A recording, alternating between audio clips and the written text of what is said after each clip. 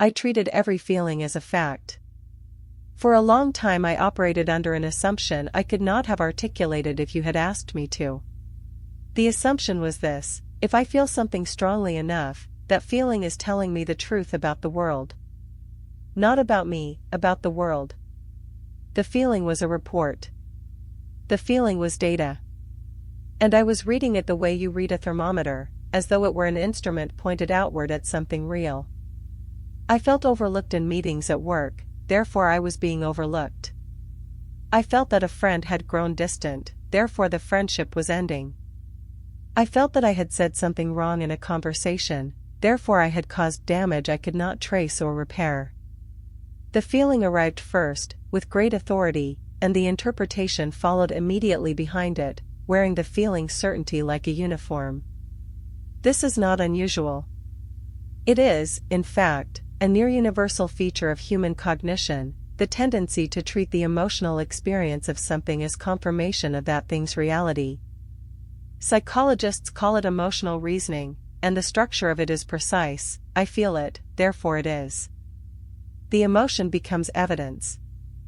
The intensity of the emotion becomes the measure of how true the thing must be. What made it difficult to see in myself was that the feelings were real. I want to be careful about this, because I think there is a version of this conversation that dismisses the feelings, that treats them as noise or error. That is not what I mean to say. The feelings were genuine events. The discomfort was actual discomfort. The sense of being overlooked had a physical reality, a tightening, a withdrawal of energy, a shift in how I was holding myself in a room. The feelings were real. They were just not always accurate reports. Those are two different things, and for most of my adult life I had not understood the difference. I began seeing Dr. Osei in my early 30s, initially for something unrelated to what I'm describing here. He was a quiet, methodical man who had a habit of asking the same kind of question from different angles until the question had nowhere left to hide.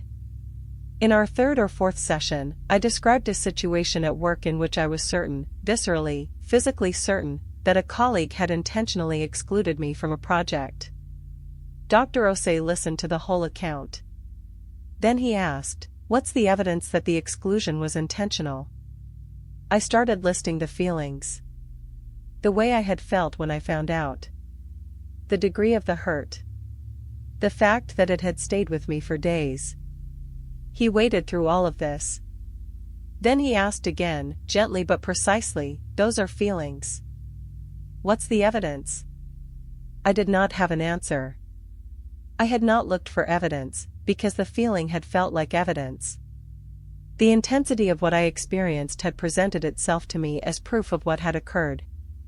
And Dr. Osei was pointing at the gap between those two things, the gap I had been collapsing my entire life without knowing it was there. Feelings are real events, he said at some point during that conversation. I remember the exact phrasing because I wrote it down afterward. They are not always accurate reports. The feeling of something being true is not the same as that thing being true. The implications of this were, once I began to trace them, considerable. Because if feelings are not reliable reports about external reality, then the entire architecture I had built around interpreting my life needed to be re-examined. Every conclusion I had drawn from a strong feeling. Every relationship I had quietly written off because I felt a distance that I had not verified. Every situation at work I had read as hostile because I had felt the hostility before I had looked for it. Emotional reasoning, once you can identify it, is visible everywhere in your own thinking. The mechanism is always the same: the emotion arrives and immediately generates a narrative that matches its own content. Anxiety generates threat. Shame generates evidence of unworthiness. Loneliness generates interpretations of events that confirm abandonment. The feeling recruits the cognition to serve its own confirmation. The result is not delusion, not in any clinical sense. The result is a systematic bias in how you read ambiguous situations. And most situations are ambiguous. Most human interactions do not come with clear labels.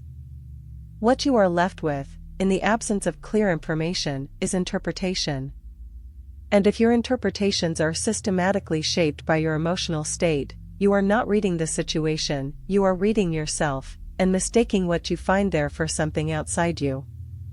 Dr. Osei introduced me to a practice that was, in concept, simple and, in execution, genuinely difficult. Before acting on a conclusion drawn from a strong feeling, ask what the evidence is. Not to dismiss the feeling. Not to override it. But to hold it alongside the question of whether it was accurately reporting something in the world, or accurately reporting something in me. The distinction matters because the responses to those two situations are entirely different. If I am being overlooked, I should address that externally. If I feel overlooked because of something operating inside me, a pattern, a sensitivity, a previous wound that is shaping how I read neutral events, then addressing it externally will not help. I will still feel it. Because the source is not out there. What I discovered, over the following months of that work, was that a significant portion of my emotional certainties were the second kind. Not all of them. Some of what I had felt turned out to be tracking something real. But a substantial number, particularly around themes of rejection, exclusion, and unworthiness, were my own interior state being projected outward onto situations that did not actually contain what I was reading into them.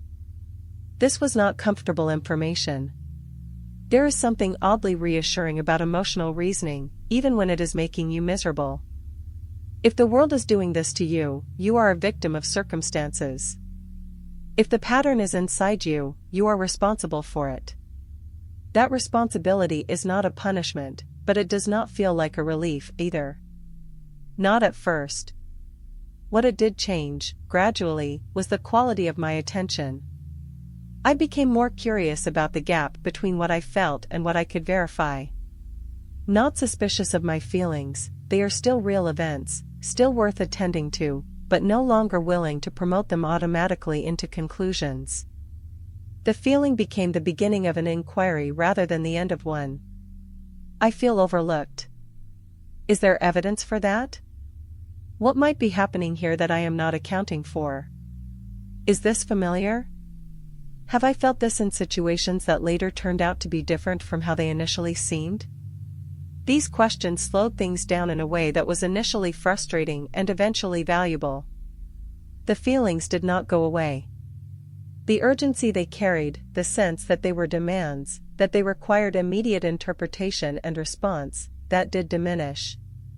And in the space that opened up, I found I was able to see more of what was actually in front of me. That is the correction. Not to stop feeling, but to stop promoting feeling directly into fact without the intervening step of investigation. The feeling is real. The report it generates is a hypothesis. Treat it as one.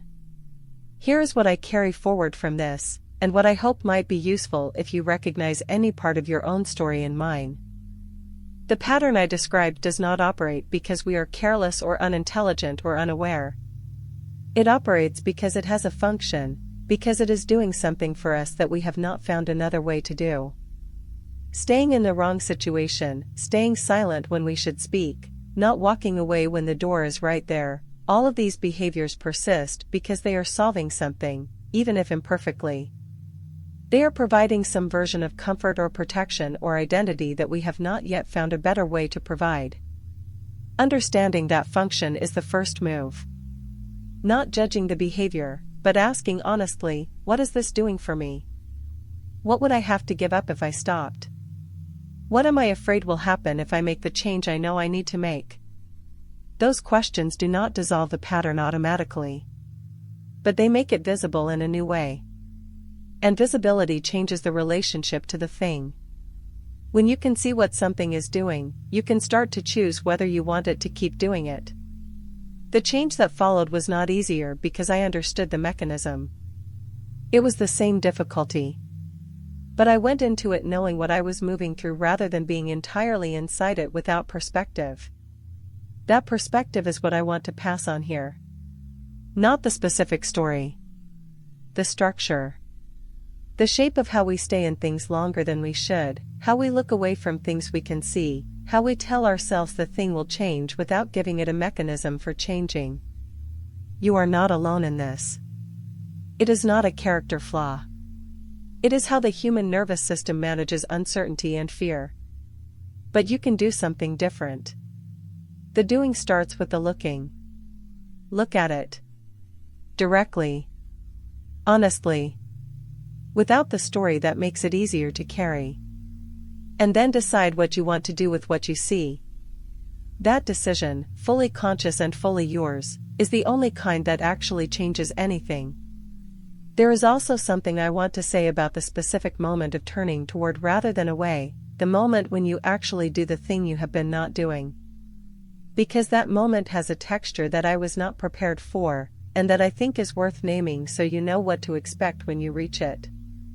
It does not feel like relief. Not at first. The moment of change, of finally having the conversation, or walking away, or saying the thing, or making the decision, often feels worse before it feels better. There is a period of acute discomfort in which the old equilibrium has been disturbed but the new one has not yet settled. You have stopped managing the avoidance, which means the thing you were avoiding is now fully present, no longer softened by distance. That period is real and it is temporary. I want to say both of those things with equal emphasis. It is real, do not be surprised by it, do not mistake it for evidence that you made the wrong choice. And it is temporary, it has a duration, and that duration is almost always shorter than the years of management that preceded it. The other side of that period is different. Not perfect, change does not produce perfection. But different in the specific way of someone who has stopped spending energy on maintaining something and can now spend that energy somewhere else. The ambient cost disappears. The weight that you had normalized as simply the weight of life turns out to have been specific and removable. I have felt that release more than once. Each time it is instructive about how much I had been carrying that I didn't know I was carrying. You probably know what you're carrying. You just haven't decided to put it down yet. When you decide, it will be hard first and better after. That is almost always the order of things. And the better, when it arrives, is real. What I notice now, in the life I have after the story I told here, is a kind of attentiveness I didn't have before. Not anxiety, that's different. Anxiety is looking for the thing that might go wrong. What I have is more like a quiet, ongoing check-in. Am I here because I want to be? Am I saying what I actually think? Am I moving toward what matters or managing around something I haven't named? These questions don't produce constant disruption. Most of the time the answer is, yes, I am where I want to be, saying what I think, moving in the right direction. The check-in confirms what I thought. And that confirmation is itself valuable, it builds a different relationship with my own choices. They feel more like choices and less like things happening to me.